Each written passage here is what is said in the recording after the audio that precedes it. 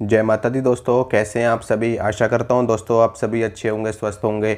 आज मैं आपको भगवान भैरव के एक मंत्र की जानकारी दूंगा और आपको ये बताऊंगा कि इस मंत्र का जाप करने से आपके साथ में क्या क्या घटित होता है। सबसे पहले मैं आपको मंत्र बता दूं। मंत्र सुनिए। मंत्र इस प्रकार है। ओम भ्रम काल भैरवाय फट।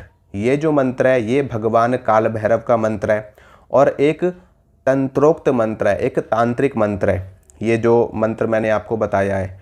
अब सबसे पहले आप इस मंत्र को समझिए कि इसमें भ्रम भ्रम जो बीज है ना दोस्तों, ये भैरव जी का बीज है। यानी कि इस मंत्र का जाप, इस बीज मंत्र का जाप करने से आपको भगवान भैरव की कृपा प्राप्त होती है, उनकी सिद्धि प्राप्त होती है। और ये जो बीज मंत्र है ये आपके लिए सिद्ध होता है और भैरव जी के रूप में आपके समक्ष जो ईश्वरीय शक्ति है उसका प्रत्यक्षीकरण होता है।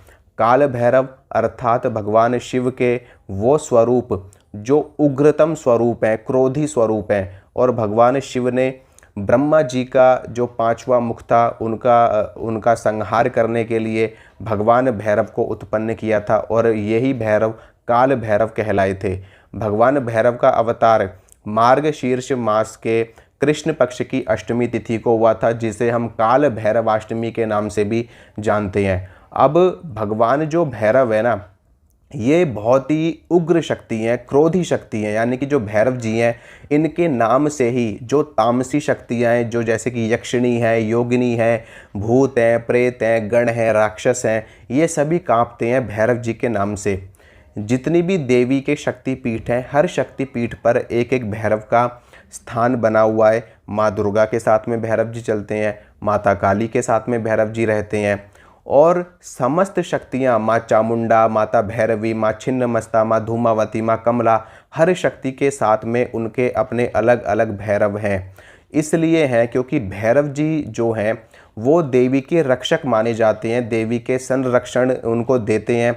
और उनके कहते हैं कि एक जैसे कि राजा होता है, राजा की रक्षा करने के लिए सेनापति होते हैं और साथ में बहुत सारी सेना के जो अधिकारी हैं वो होते हैं। तो इसी प्रकार से भैरव जी भी देवी की रक्षा करने के लिए सदैव उनके द्वारपाल बन करके वहाँ पर उपस्थित रहते हैं। अब एक चीज़ और मैं आपको बता दूं, जो भैरव जी है ना वो योगिनियों के स्वामी भी कहे जाते हैं। भैरव जी की साधना शमशान में बैठ करके अगर कोई साधक करता है तो उसको भैरव जी का प्रत्यक्षीकरण बहुत जल्दी होता है, बहुत जल्दी। यानी कि ये समझ लो ना कि अगर आपने 11 दिन भी शमशान में बैठ करके भैरव जी के मंत्र का जाप कर लिया तो भैरव जी का प्रत्यक्षीकरण आपको हो जाएगा। बस ये कि डिपेंड वहाँ पर ये करता है कि आप किस मंत्र का जाप कर रहे हैं, आपके गुरु कौन है, आपने कौन से पंथ से दीक्षा ले रखी है। तो इस तरीके से अगर आप जाप करेंगे तो आपको तुरंत प्रत्यक्षीकरण होता है। भैरव जी को मांस मदिरा का भोग भी लगाया जाता है और भैरव जी को सात्विक रूप से भी पूजा जाता है। भैरव जी का जो सात्विक रूप है वो बटुक भैरव के नाम से जाना जाता है, जो माँ दुर्गा के साथ में रहते हैं। माँ दुर्गा के साथ में हनुमान जी भी रहते हैं, जिन्हें हम लंगर वीर के नाम से जानते हैं। तो हनुमान जी और भैरव जी दोनों ही सात्विक शक्ति माँ दुर्गा के साथ में विराजमान है। मेहंदीपुर बालाजी में भी जो भैरव जी विराजमान है वो भी सात्विक वाले भैरव जी हैं और उनको भी वहाँ पर आपने देखा होगा कि चावलों का भोग लगाया जाता है, उड़द की दाल का भोग लगाया जाता है। और यहाँ तक कि हनुमान जी के साथ में जब भी भैरव जी चलते हैं ना तो सात्विक रूप लेकर के ही चलते हैं, क्योंकि भैरव जी भूत प्रेतों के राजा माने जाते हैं। भूत प्रेत, योगिनी, यक्षिणी, मसान, जिन्न, खबीस, बेताल, ये जितनी भी तामसी शक्तियाँ हैं ना, इन सभी शक्तियों के स्वामी भैरव जी हैं। यानी कि अगर आप भैरव जी की सिद्धि प्राप्त कर लेते हैं तो तंत्र के बड़े से बड़े प्रयोग भी आपको सिद्ध हो जाते हैं और कोई भी ऐसा तांत्रिक नहीं है कि वो आपके ऊपर तंत्र चला दे। किसी भी रूप में कोई व्यक्ति कुछ भी आपका नहीं बिगाड़ सकता अगर आपने भैरव जी की तंत्र सिद्धि प्राप्त कर ली। हाँ, यहाँ तक कि आप उस व्यक्ति का इतना कुछ बिगाड़ सकते हो ना कि वो व्यक्ति जीवन भर कभी आपके बारे में गलत नहीं सोच सकता, क्योंकि समस्त भूत प्रेत भैरव जी का नाम लेते ही भूत प्रेत कांपना शुरू हो जाते हैं। क्योंकि भैरव जी को दंड देने के लिए भगवान शंकर ने उत्पन्न किया था अपनी क्रोधाग्नि से। भगवान आप जाते हो, काशी जाते हो, बनारस जाते हो तो काशी का कोतवाल भी भगवान भैरव को कहा जाता है। और काशी में यहाँ तक कि ये मान्यता है कि काशी में यमराज का राज भी नहीं चलता, यानी कि वहाँ पर यमराज जी भी प्रवेश नहीं कर सकते। वहाँ के यमराज स्वयं भगवान भैरव है, और किसको क्या दंड देना है, किसको मोक्ष देना है, किसको मुक्ति देनी है, ये सभी चीज़ें भैरव जी के अंडर में ही आती हैं। तो भैरव जी की अगर आप सिद्धि प्राप्त कर लेते हैं तो ये तमाम जितनी छोटी मोटी शक्तियाँ ये आपको स्वतः सिद्ध हो जाती हैं। और अगर आप भैरव जी का नाम लेकर के जिस भी शक्ति को आवाज़ लगा दोगे वो शक्ति आपके सामने आकर के खड़ी हो जाएगी। अब डिपेंड ये करता है कि आप भैरव जी को किस रूप में पूजते हो, सात्विक रूप में पूज रहे हो कि तामसिक रूप में पूज रहे हो कि राजसिक रूप में पूज रहे हो। आपके ऊपर निर्भर करता है आपकी प्रकृति कैसी है, आपके विचार कैसे हैं, आप खाने पीने वाले साधक हैं या फिर आप सामान्य वैष्णव साधक हैं। तो इन सभी चीज़ों को देखते हुए आपको भैरव जी की साधना करनी चाहिए। अगर आप एक सात्विक साधक हैं तो आपको सात्विक भैरव की साधना करनी चाहिए, यानी कि सात्विक रूप से भैरव जी की साधना करनी चाहिए, जिससे आप उनको चला सकें, उनको भोग प्रसाद सात्विक दे करके अपनी मनोकामना पूरी करवा सकें। और जिस भी कार्य की सिद्धि हेतु आप मंत्र का प्रयोग कर रहे हैं आप उस कार्य को सफलतापूर्वक सिद्ध कर सकें। तो ओम ब्रह्म काल भैरवाय फट, इस मंत्र का जाप अगर आप करते हैं तो मैंने आपको बताया कि भैरव जी की सिद्धि आपको प्राप्त होती है, सात्विक भोग आपको देना होता है। एक मैं छोटी सी पूजा विधि भी आपको बता देता हूं कि आप कर सको। मैं आपको सात्विक पूजा विधि बता रहा हूं जिसे आप आसानी से कर सकते हैं, अपने घर पे रह करके भी कर सकते हैं। आपको क्या करना है दोस्तों, देखिए भैरव जी की साधना पूजा वैसे अगर आप रात्रि काल में करते हैं तो बहुत ही ज़्यादा उत्तम है, बहुत ही ज़्यादा श्रेष्ठ है।